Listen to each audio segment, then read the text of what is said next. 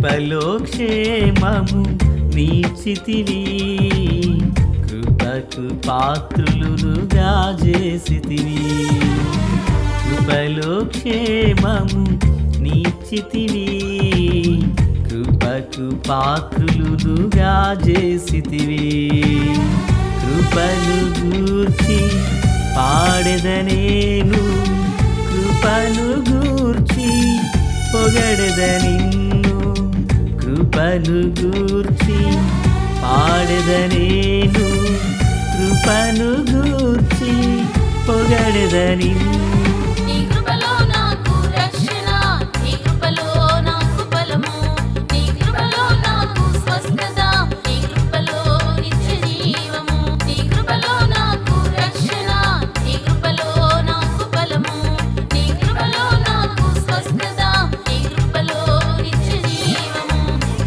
కృపలో క్షేమము నీచితివి, కృపకు పాత్రులుగా చేసితివి.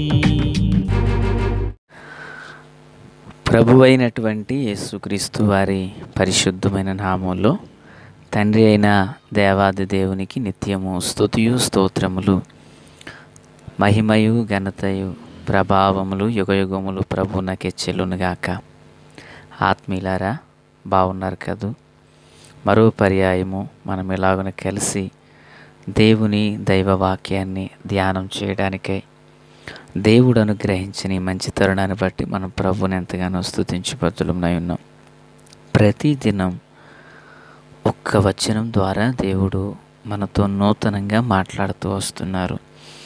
అందును బట్టి నేను ప్రభువుకి ఎంతగానో కృతజ్ఞుడనై ఉన్నాను. అంత మాత్రమే కాదు, వినుచున్న మిమ్ములను బట్టి ప్రభువును స్తుతిస్తున్నాను. మీరు వింటున్న ఈ వాక్యం మీ యొద్దనే ఆగిపోకుండా కనీసం 5 ఈ వాక్యాన్ని పంపిందాం. ఆత్మీయులారా, సోషల్ మీడియాలో ఎన్నో విషయాలు వాస్తవమైనవి, వాస్తవం కానివి చక్కర్లు కొడుతూ ఉంటాయి. అయితే మనం కొన్నిసార్లు వాటిని పంపించేస్తుంటాం. అది సత్యమైందైతే పర్వాలేదు, కానీ కొన్ని వాటిలో అసత్యాలు ఉంటుంటాయి. ఎవరో పిన్నిస్ మింగారు, దీన్ని పంపితే మాకు 10 పైసలు వస్తుంది అంటారు. ఇవి నిజానికి వాస్తవమైనవే కాదు. ఇలాగ ఎన్నెన్నో ఉన్నాయి. కనుక ప్రియులారా, వ్యర్థమైన వాటి యందు మనము లక్ష్యం ఉంచక శ్రేష్టమైన దాని యందు మనసు పెట్టాలని ప్రభు పేరట నాతో మీరు పాలిభాగస్తులు కావాలని కోరుకుంటున్నాను. మరొక మాట, మీరు ఈ వాక్యం పంపుట ద్వారా మీకు ఏదైనా నష్టం ఉన్నదా అంటే లేదు. పోనీ లాభం ఉన్నదా అంటే ఒకటి మాత్రం వాస్తవం, ఆయన కొరకు పనిచేసిన వారెవ్వరిని ఆయన విడిచిపెట్టే దేవుడు కాదు. సరే, సంతోషం. ఈరోజు వాక్య ధ్యానం కొరకు ఆదికాండం 22వ అధ్యాయం 14వ వచనం. అబ్రహాము ఆ చోటికి యెహోవా ఈరే అను పేరు పెట్టెను. అందుచేత యెహోవా పర్వతము మీది చూచుకొనును అని నేటి వరకు చెప్పబడును. ప్రార్థన. తండ్రి దేవా, స్తోత్రాలు. చదవబడిన ఈ వాక్యము మీది. వినుచున్నవారు మీవారు, మీ దాసుడనైన నన్ను సంపూర్ణంగా మరుగు చేయండి. మీ స్వరాన్ని వినిపింపచేయండి. రాకడ కొరకు, రాజ్యం కొరకు సిద్ధం చేయండి. యేసునామమున ఆమేన్. ఆత్మీయులారా, గడిచిన దినాన మరి అబ్రహాము కన్నులెత్తి అద్భుతాన్ని చూచాడని విన్నాం. ఈరోజు ఆ అద్భుతాన్ని చూచిన చోట ఆ గొర్రె పొట్టేలును బలి అర్పణ చేసి ఆ చోటికి యెహోవా ఈరే కింద పుట్టినోట్లో యెహోవా చూచుకొనును అని అర్థమునిచ్చు పేరును అక్కడ పెట్టారు. అంటే మనం ఆరాధన చేయుచున్న దేవుడు ఎలాంటి దేవుడు అంటే చూచుచున్న దేవుడు. నా మాటలు వింటున్నారు కదా ప్రియులారా? ఆయన చూచుచున్న దేవుడు అంటే ఆయన సమస్తాన్ని చూచుచున్న దేవుడు. ఎంతగా ఆయన చూచుచున్నాడంటే, నా దేవుని పిల్లరా, భూమి ఆయన పాదపీఠం, ఆకాశం ఆయన సింహాసనం, యెరూషలేము మహారాజు పట్టణం. ఆయన దృష్టికి మొరుగైనదేదీ లేదు. అంటే సమస్తమును ఆయన కన్నులారా చూచుచున్నాడు. అంటే ఈ మాటలు వినుచున్న నిన్ను ఆయన చూస్తున్నారు, మాట్లాడుతున్న నన్ను ఆయన చూస్తున్నారు. శ్రమను అనుభవించుచున్న వారిని, నలిగిపోవచ్చున్న వారిని, పాపములో తిరుగులాడుతున్న వారిని కూడా ఆయన చూస్తున్న దేవుడు. మన దేవుడు కన్నులుండి చూడలేని వాడు కాదు.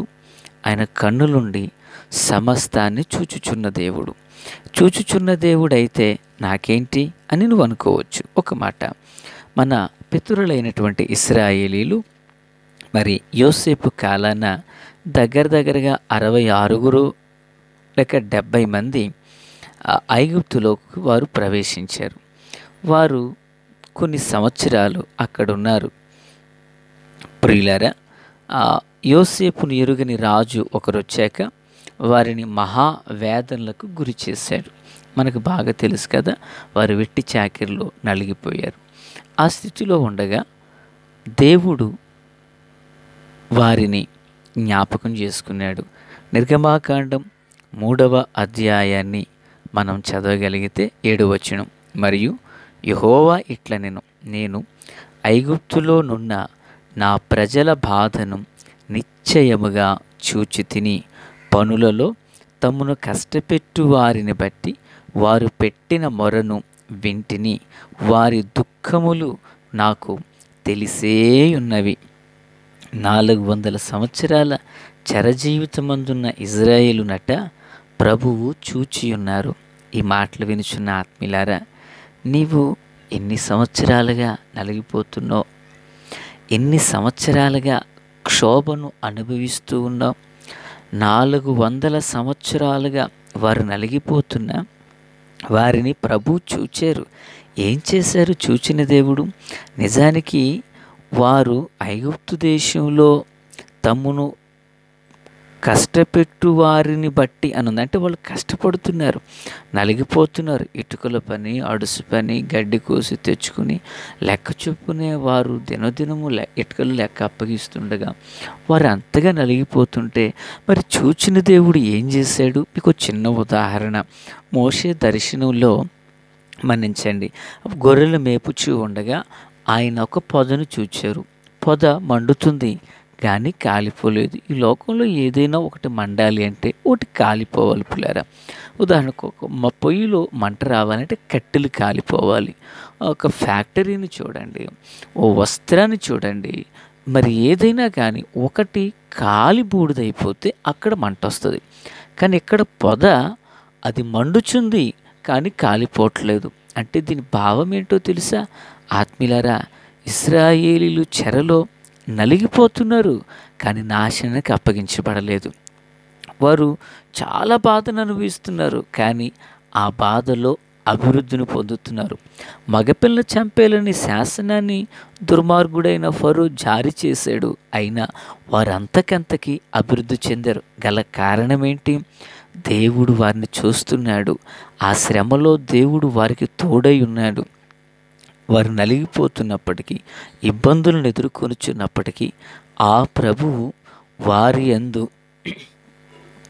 లక్ష్యముంచి వారు పెట్టిన మొర్రను వింటూ తమ్ము కష్టపెట్టు వారి విషయంలో క్షమించండి ఆయన వారెడల శ్రద్ధ నిలిపి ఆ చెర దినములు నుండి ప్రభు విడిపించాలని ఆశ కలిగి వారి కొరకు మోషేను ఆయన పిలుచుకుని ఆయన ద్వారా ప్రభు వారిని విడిపించి తీసుకుని వచ్చారు. ఈ మాటలు వినిచిన ఆత్మీయులారా, బహుశా కొన్నిసార్లు మన జీవితాల్లో మనకు ఎదురైన సమస్యను బట్టి లేక శోధన బట్టి కొన్నిసార్లు మనం కూడా అనుకుంటాం, దేవుడు నన్ను విడిచిపెట్టేశాడేమోనని.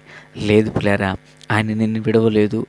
బెర్షెబారణ్యంలో హాగరుని అబ్రహాం విడిచిపెట్టాడు కానీ దేవుడు విడిచిపెట్టలేదు కదా. దేవుడు కనికరం ఇచ్చారు, దేవుడు కృపనిచ్చారు, దేవుడు దయనిచ్చారు. పులరా, అబ్రహాము ఇష్మాయిల్ని విడిచిపెట్టాడు, హాగర్ని విడిచిపెట్టాడు. కానీ అదే హాగర్ను దేవుడు జ్ఞాపకం చేసుకోలేదా? అదే ఇష్మాయేలుకు దేవుడు క్షేమాన్ని కలగజేయలేదా? అబ్రహాము యొక్క ప్రార్థన వారికి ఆశీర్వాదకరంగా మారలేదా? బెర్షెబారణ్యంలో ఇటు అటు తిరుగులాడుతున్న హాగరుతో దేవుడు ఎక్కడి నుండి వచ్చావు, ఎక్కడికి వెళ్ళిపోతున్నావు అనగానే ఆమె చూచుచున్న దేవుడవు నీవేనని పేరు పెట్టలేదా? ప్రియులారా, మరి వారిని చూచిన దేవుడు నిన్నెందుకు చూడడు? నీ కుటుంబాన్ని ఎందుకు చూడడు? నీ సమస్యను ఎందుకు చూడడు? నీ బిడ్డల విషయంలో ఆయన ఎందుకు పూనుకోడు? తప్పక ఆయన సమస్తమును చూచుచున్న దేవుడు, నీ విషయంలో సహాయము చేయగల సమర్థుడు. ఆమేన్, ఆమేన్. దావీదు అంటాడు, నేను కూర్చుండినను, లేచినను, నడిచినను, వేకుజామున రెక్కలు కట్టుకుని సముద్ర దిగంతముల యొద్ద నడిచినా నీవు అక్కడున్నావయ్యా, నా చేయి పట్టుకున్నావయ్యా, పాతాళమందు పండుకునినను అని అంటాడు. మన దేవుడు చూస్తున్న దేవుడు. ఈ మాటలు వినుచున్న ఆత్మీయులారా, నిన్ను చూస్తున్న దేవుడు, నీ నీ ఆంతర్యంలో కలవరాన్ని ఎరిగిన దేవుడు. మరి ఆ చూచుచున్న దేవుని విషయంలో అబ్రహాము ఎలాగన గొప్ప మేలును చూడగలిగాడో ఆయన నీ జీవితంలో కూడా చూడాలంటే గమనించాలి. అబ్రహాం ఏమన్నాడు? కుమారుడు అడిగితే, నా కుమారుడా, యెహోవా ఈరే దేవుడు చూసుకున్నని చెప్పారు కదండి 8వ వచనంలో, ఆదికాండం 22:8. అబ్రహాము ఇస్సాకుతో ఏమన్నారు? యెహోవా ఈరే అన్నట్లుగా దేవుడే చూచుకుని నాన్నని అక్కడ అర్థం ఇచ్చారు. కానీ ఇక్కడ పేరు పెట్టారు. ప్రియులారా, దేవుడు చూచుకుని విశ్వాసంతో పలికాడు, దేవుడే కార్యాలు చేశారు. మరి మన జీవితంలో కూడా ప్రభు కార్యం చేయాలంటే మనం చేయవలసింది కూడా ఒకటి ఉంది. మన జీవితంలో ప్రభు యెహోవా ఈరేగా ఉండాలంటే మనం కూడా ఓ దాసుడు తన యజమానుని చేతి తట్టు చూచినట్లుగా, ఓ దాసురాలు తన యజమానురాలి చేతి తట్టు చూచినట్లుగా మనము మన దేవుడైన యెహోవా మనలను కరుణించు వరకు ఆయన వైపు చూచిన ఎడల ఎండిన నేల వర్షం కొరకు కనిపెట్టినట్లుగా, దుప్పి నీటి వాగుల కొరకు ఆశపడినట్లుగా మన ప్రాణము ఆయన కొరకు కనిపెట్టుకొను గాక. ఆమేన్. తండ్రి దేవాస్తోత్రం. దీవించండి. వాక్యం నాలో మాలో అందరిలో ఫలభరితం చేయండి. దీవెనకరంగా మార్చండి. యేసు నామమున ఆమేన్. Praise the lord.